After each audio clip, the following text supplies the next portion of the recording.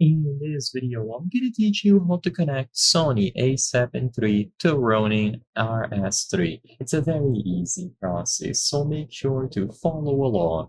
In this video, I'm going to teach you how to properly set up your Sony camera and connect it to the Ronin RS3.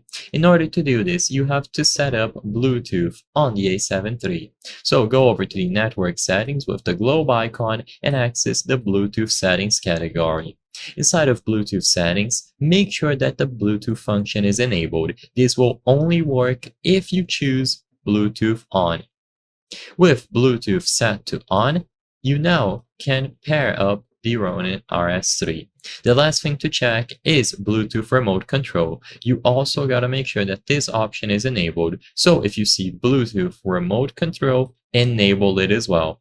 With Bluetooth enabled and Bluetooth remote control enabled, you are good to go. Swipe from the top, so top down on your Ronin RS3, and you will see the camera and this Bluetooth icon. So choose this option here to manage the Bluetooth settings.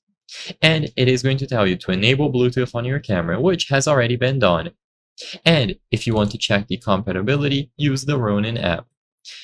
Tap confirm and your camera should appear on the list as long as you are in close proximity of the camera and you enabled Bluetooth accordingly. Just choose the option to connect. There will be a notification on the Sony A7 III to accept this connection, and once you do, you will be good to go. The connection will be established. If this does not work, double check to see if the Bluetooth function was enabled, choose the pairing option, and like I said, remote control should be enabled as well. I hope I was able to help you on how to connect Sony A7 III to Ronin RS3. If this video helped you, please be sure to leave a like and subscribe for more very easy tips. Thank you for watching.